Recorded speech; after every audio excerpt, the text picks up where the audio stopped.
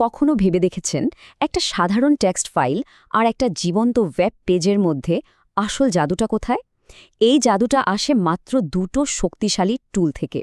চলুন আজ আমরা সেই কৌশলগুলোই শিখে ফেলি, যা দিয়ে যে কোনো সাদামাটা লেখাকে এক মুহূর্তে ইন্টারঅ্যাক্টিভ আর আকর্ষণীয় করে তোলা যায়। ভাবুন তো একবার, একটা সাধারণ টেক্সট ডকুমেন্ট আর একটা ওয়েব পেজের মধ্যে মূল পার্থক্যটা কি? পার্থক্যটা হলো প্রাণের। একটাতে শুধু অক্ষর আর অন্যটাতে ছবি, ক্লিক করার মতো লিঙ্ক, মানে পুরোটাই জীবন্ত। এই যে বাম দিকে দেখুন, এটা শুধুই কিছু লেখা, প্রাণহীন। আর ডান দিকে তাকান, একই লেখা, কিন্তু ছবি আর লিঙ্কের ছোঁয়ায় কেমন জীবন্ত হয়ে উঠেছে। আমাদের আজকের মিশন হল ঠিক এই রূপান্তরটা কিভাবে করতে হয় তা হাতে কলমে শিখে নেওয়া। প্রশ্নটা হল, এই ম্যাজিকটা আসলে কিভাবে কাজ করে? কোন সেই টুল যা আমাদের এই খালি ক্যানভাসটাকে একটা দারুণ ওয়েব পেজে বদলে দিতে পারে? চলুন আর দেরি না করে সেই রহস্যটাই আজ ভেদ করা যাক। আমাদের টুলকিটের প্রথম আর সবচেয়ে পাওয়ারফুল টুলটা হলো ছবি যোগ করা। কারণ আমরা সবাই জানি, একটা ছবি হাজারটা না বলা কথা বলে দিতে পারে আর যে কোনো পেজকে নিমিষেই সুন্দর করে তুলতে পারে। তো ওয়েব পেজে ছবি দেখানোর জন্য আমরা যেই ট্যাগটা ব্যবহার করি সেটার নাম হলো আইএমজি ট্যাগ। এর একটা মজার ব্যাপার হলো, এটা একটা এমটি ট্যাগ, মানে এর কোনো শেষ বা ক্লোজিং ট্যাগ লাগে না। একে কন্ট্রোল করা হয় এর ভেতরের বিভিন্ন অ্যাট্রিবিউট দিয়ে। এই ট্যাগের সবচেয়ে গুরুত্বপূর্ণ অংশ হল এসআরসি অ্যাট্রিবিউট। এসআরসি মানে হলো সোর্স। সহজ কথায় এটা হলো ছবির ঠিকানা। এই অ্যাট্রিবিউটটাই ব্রাউজারকে বলে দেয় যে ছবিটা ঠিক কোথা থেকে আনতে হবে। এটা ছাড়া এমজি ট্যাগটা কিন্তু একদম অচল। শুধু তো ছবি বসালেই হবে না, তাই না? ছবিটাকে তো নিজের মতো করে একটু সাজিয়ে গুছিয়ে নিতে হবে। এই অ্যাট্রিবিউটগুলো অনেকটা ছবির কন্ট্রোল প্যানেলের মতো কাজ করে। এগুলো দিয়ে আমরা ছবির সাইজ, পজিশন, বর্ডার সব কিছুই ঠিক করতে পারি। তো এখানে আমরা 4টা মেইন অ্যাট্রিবিউট নিয়ে কথা বলবো। সাইজ ঠিক করার জন্য আছে উইথ আর হাইট, লেখার পাশে ছবিটা কোথায় বসবে সেটা ঠিক করার জন্য অ্যালাইন, ছবির চারপাশে ফ্রেম দেওয়ার জন্য বর্ডার, আর ছবি যদি কোনো কারণে না আসে তখন কি দেখাবে সেটার জন্য অল্ট। যেমন এই কোডটা দেখুন, এখানে আমরা উইডথ দিয়েছি 150 আর হাইট দিয়েছি 120। এর মানে হল ছবিটা 150 পিক্সেল চওড়া আর 120 পিক্সেল লম্বা দেখাবে। এভাবে আমরা ছবির আকার পুরোপুরি নিয়ন্ত্রণ করতে পারি। আর এই দেখুন, কোডটা চালানোর পর ঠিক কী হলো, ছবিটা কিন্তু এখন আমাদের বলে দেওয়া সাইজেই চলে এসেছে। এভাবে কোড আর তার ফলাফল পাশাপাশি দেখলে ব্যাপারটা বুঝতে অনেক সুবিধে হয়, তাই না? এবার আসি অ্যালাইন অ্যাট্রিবিউটে। এর কাজটা বেশ মজার।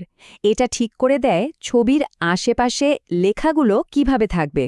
লেফট দিলে ছবিটা বাম দিকে চলে যায় আর লেখাগুলো ডান দিক দিয়ে সুন্দরভাবে ভেসে থাকে। ঠিক একইভাবে রাইট দিলে এর উল্টোটা হয়। আচ্ছা, ছবির চারপাশে যদি একটা সুন্দর ফ্রেম দিতে চান, কোনো সমস্যা নেই। এর জন্য আছে বর্ডার অ্যাট্রিবিউট। এখানে আমরা বর্ডারের মান দিয়েছি 10, যার মানে ছবিটার চারপাশে 10 পিক্সেল পুরো একটা বর্ডার তৈরি হবে। আর দেখুন তো, কোডটা দেওয়ার সাথে সাথেই ছবির চারপাশে একটা সুন্দর বর্ডার চলে এসেছে। এটা ছবিটাকে অন্য লেখা থেকে আলাদা করে তোলে আর দেখতেও বেশ গোছানো লাগে। এইটা কিন্তু একটা খুব কমন সমস্যা, তাই না? ধরুন ছবির লিঙ্কটা ভুল দেওয়া হলো বা ইন্টারনেট স্লো থাকার কারণে ছবিটা লোডই হলো না, তখন কি হবে? পেজটা তো ভাঙা দেখাবে। এর সমাধান কি? এই সমস্যার সমাধানই হলো এএলটি অ্যাট্রিবিউট। এএলটি মানে হলো অল্টারনেটিভ টেক্সট। যদি কোনো কারণে ছবিটা না আসে, তাহলে ব্রাউজার ছবির জায়গায় এই এএলটির ভেতরে লেখা টেক্সটটা দেখিয়ে দেবে। এএলটি ট্যাগের আসল ক্ষমতাটা এখানেই। দেখুন, ছবির লিঙ্কটা ভুল, তাই ছবিটা আসেনি, কিন্তু তার বদলে একটা লেখা দেখাচ্ছে যা বলে দিচ্ছে এখানে কি ছবি থাকার কথা ছিল। এটা শুধু মানুষকে বুঝতে সাহায্য করে না, সার্চ ইঞ্জিন বা যারা স্ক্রিন রিডার ব্যবহার করেন তাদের জন্য এটা খুবই গুরুত্বপূর্ণ। বেশ, তাহলে ছবির ব্যাপারটা তো বোঝা গেল। এবার চলুন আমাদের টুল কিটের দ্বিতীয় সুপার পাওয়ারের দিকে যাওয়া যাক, আর সেটা হলো লিঙ্ক তৈরি করা। এই লিঙ্কই কিন্তু পুরো ওয়েবকে একটা জালের মতো এক করে রেখেছে। লিঙ্ক বানানোর জন্য আমরা ব্যবহার করি এ ট্যাগ, যার পুরো নাম অ্যাঙ্কার ট্যাগ। আর এই ট্যাগের প্রাণভোমরা হল HREF অ্যাট্রিবিউট। HREF মানে হাইপারটেক্সট রেফারেন্স, যার সহজ কথায় লিঙ্কের আসল ঠিকানাটা বলে দেয়।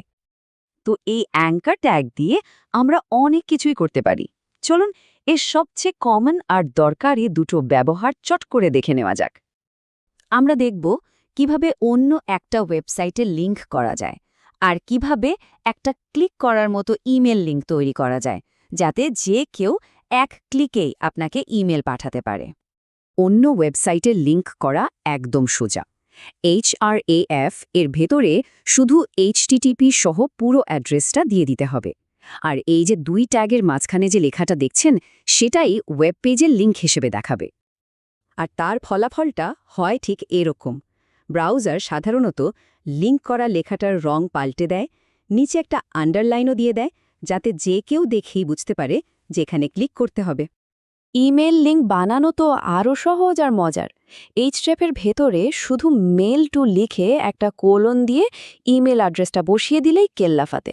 কেউ এই লিঙ্কে ক্লিক করলে তার কম্পিউটারের ডিফল্ট ইমেল প্রোগ্রামটা নিজে থেকেই খুলে যাবে। তাহলে আমরা ওয়েবের সবচেয়ে জরুরি দুটো বিল্ডিং ব্লক নিয়ে কথা বললাম। একটা হলো ছবি, যা পেজকে সুন্দর আর আকর্ষণীয় করে, আর আরেকটা হলো লিঙ্ক, যা এক পেজের সাথে আরেক পেজকে, এক ওয়েবসাইটের সাথে আরেক ওয়েবসাইটকে জুড়ে দেয়। ব্যাপারটা ভাবলে কিন্তু দারুণ।